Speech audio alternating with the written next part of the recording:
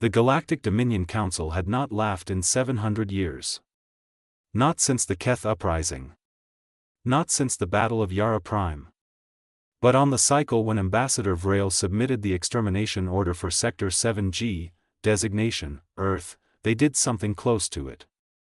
Primitive. Pre-warp. No orbital defenses, Vrail rasped, his three tongues clicking between words. The mammals there have not even unified their governments. The vote is a formality. The council voted. Unanimous. Earth was marked. The Dominion's extinction fleet, 47 warships, enough firepower to crack a moon, would depart within one galactic rotation. Nobody told humanity. There was no point in warning prey. What the council did not know was that Dr. Marcus Webb, a radio astronomer at a dusty New Mexico observatory, had been listening for 11 years. Not with hope, he had long given up on hope. Just with stubbornness. On a Tuesday, at 3:17 a.m., his array caught something that made his coffee go cold. It wasn't music. It wasn't prime numbers. It was a targeting signal, a repeating coordinate lock, broadcasting Earth's exact position in frequencies no human transmitter had ever used. Marcus stared at the screen for 6 minutes.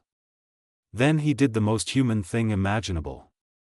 He picked up the phone and called his old college roommate, Colonel James Hartley, who now ran deep space communications for the U.S. Space Command.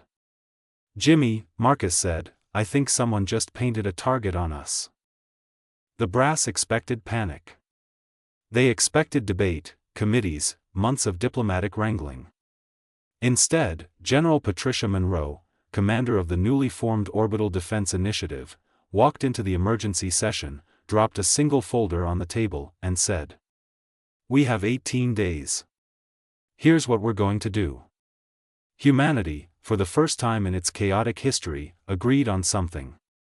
Every orbital platform was rearmed. Every deep space probe was recalled and repurposed as a sensor buoy. Marcus Webb, still in the same coffee-stained shirt, was handed a direct line to Space Command and told to find the fleet before it found them. He found it in 6 days. General Monroe did not send warships. Earth had none, not yet. She sent a message. Marcus helped write it. It took 40 minutes and 3 arguments about tone.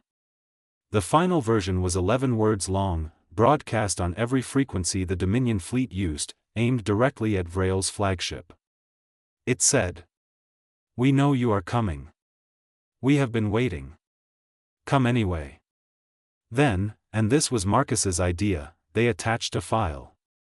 17 terabytes. Every war humanity had ever fought. Every weapon. Every recorded battle from Thermopylae to the last drone campaign. Every iteration of every arms race. Every time a species with no business surviving had survived anyway, through sheer bloody-minded refusal to accept the outcome. They sent the math, too. How many of their own kind humans had killed, and how many had come back.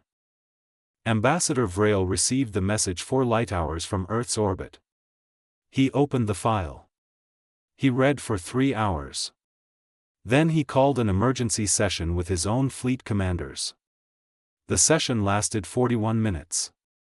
Across the Galactic Dominion's intelligence network, 11 other civilizations intercepted the human broadcast. Species that had surrendered to the Dominion without firing a shot.